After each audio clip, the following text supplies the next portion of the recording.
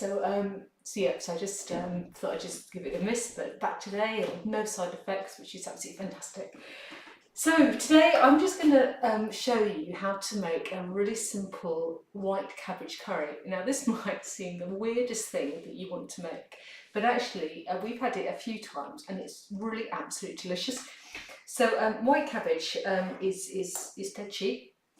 You just actually need the cabbage. It really it does taste better the next day, as most curries do. So I mean, if you wanted to eat the same day, absolutely perfect. If you wanted to make it and leave it and cook it the next day, then that tastes even better. We often, when we've had it before, we've had it as a lunch. It's quite a light meal, but obviously you could make it with something else. You can make it with a dal, you can make it with another vegetable curry, you could have it with rice, you could have it with a naan bread, just so many possibilities. So here you go, a really, really quick way to make a really cheap, nutritious meal. Okay, so as with all curries, it just calls for quite a few spices, and but again, if you haven't got the different spices it needs, then don't worry. Okay, it doesn't need to be everything that I'm going to talk about. You could adapt yours to different ways.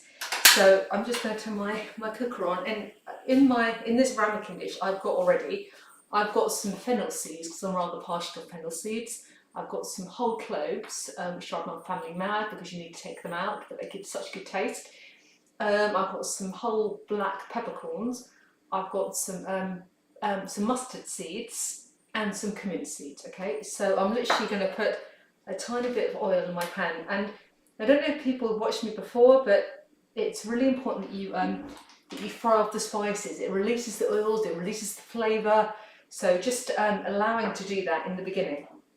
Then when I've fried my spices, I'm going to add my cabbage. I didn't have any tomato puree that I needed for the recipe. So what I've done is I've just taken a tin of tomatoes and I've blitzed it, okay? And that's perfect as well. So it's really good as well to show that if you haven't got stuff, then it's fine, isn't it? And just be adaptive. And if you haven't got tomato puree, it wouldn't matter, you know. But if you had, I thought, well, actually, I want to use it. So what can I use instead? Absolutely perfect. It won't have the concentration of the tomato puree, but I think it will still be absolutely yummy. Okay, so this is now heating up a little bit. So we just add our spices for just a minute and just let them roll around the pan. Okay, and then they're just going to heat up for a minute. Okay. So today, instead of using fresh garlic, I'm using lazy garlic, and I'm also using lazy ginger, which is absolutely fine. Just remember that when you use, often you can buy the garlic and ginger together, and just remember when you do that it's ginger that's got the heat. Okay, so when you actually take a teaspoon out, it's all too easy to put too much ginger in. So maybe it's better to buy it separately. Just a little tip there, really. And also, I'm using lazy chilies. You can buy chilies in all sorts of ways. You can actually buy them fresh, can't you, frozen, in a little tub, and I think they work perfectly as well. So all sorts of shortcuts and ways that you can use them. Okay, so it's my spices. You can just see that they're just cooking on the. Okay. So to that, I'm then going to add my cabbage.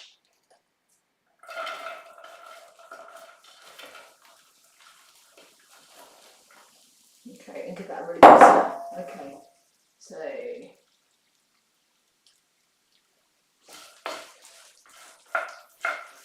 and then to that, I'm going to add in here. I've got a bit of turmeric. I've got a bit of what else? I've got turmeric here.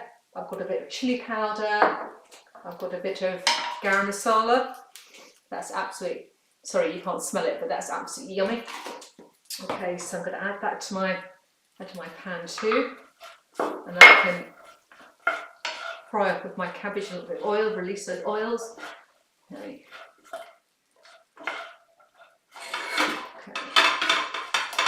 So the spices are what gives your curry that really, really nice flavour.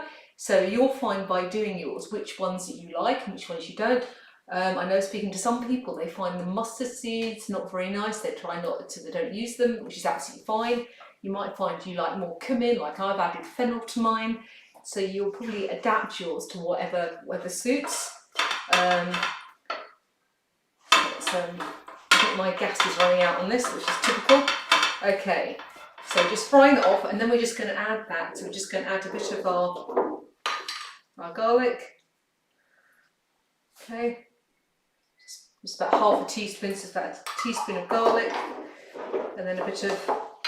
Okay, so just be careful about your chilli as well, because that obviously gives you the heat as well. So you've got ginger, you've got a bit of chili powder as well, and you're going to add a tiny bit of your ginger. Okay, so you're going to add that as well. Okay, and then we're going to give it a big stir. So this is such an easy meal to make. So literally we're just stirring all that up. Okay, my gas is running out, that's typical.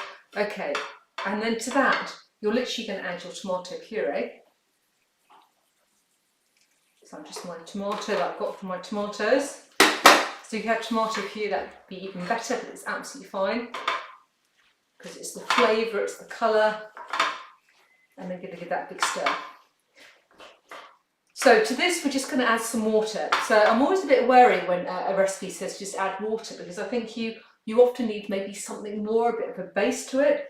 So I'm going to add my water, but also to that, because it could be such a vegan meal, a vegan vegetarian meal, you could, I'm just going to add some bouillon, okay? Vegan bouillon that makes it a total veggie meal. If you wanted to, you could add a bit of chicken stock. Just remember adding stock cubes that's going to add the extra salt, okay? So it could make it a little bit salty. If your meal does go a bit salty, then you can try and rectify it by adding a bit of lemon juice, and that works perfectly too. So I'm literally going to, if I just use a teaspoon, okay, I'm just going to add a teaspoon to that, and again give that a big stir. Okay, and this one is, and these ones do come with salt as well, but this one is less salt, so always be careful when you're buying it. Sometimes these can be really high in salt, so just be careful. Okay, and then that's it. Basically, that's it. That's your curry. Okay, so literally, you made it. How long did it take? Well, no time at all. And you're literally going to let that cook, and let that cook for as long as you like. It can be up to 20 minutes. I've left it up to an hour before. Literally put a lid on it, let it simmer, let it do its stuff, let it take all those flavours. And it tastes absolutely yummy. So I know it might seem a bit weird having a white cabbage curry, but please give it a go. I think you'll be really pleasantly surprised. And again, it's such a cheap, easy meal to have. So so thanks for joining me, and I will see you again next week. Okay, thank you.